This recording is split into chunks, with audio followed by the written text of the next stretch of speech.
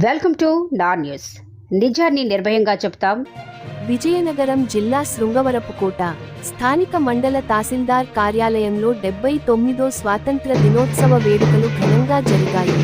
శృంగవరపుకోట నియోజకవర్గం శాసన సభ్యురాలు కోళ్ల లలిత కుమారి త్రివర్ణ పతాకం ఎగరవేసి నాయకులకు, కార్యకర్తలకు, నియోజకవర్గ ప్రజలకు స్వాతంత్ర దినోత్సవ శుభాకాంక్షలు తెలియజేశారు. స్వాతంత్రం దినోత్సవ ప్రాముఖ్యతను వివరించారు.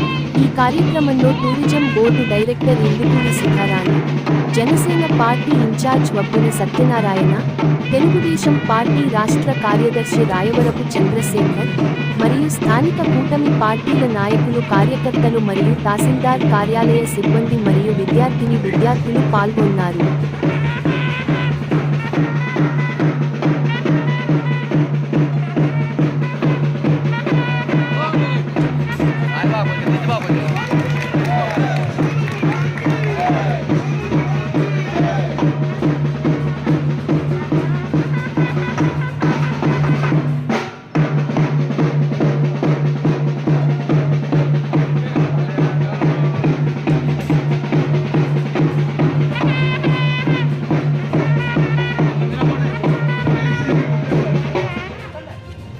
వారి ఆశయ సాధనతో ఈ సమాజంలో బంగారు భవిష్యత్తుకి మీ అందరూ అడుగులు వేయాలని చెప్పి మొదటని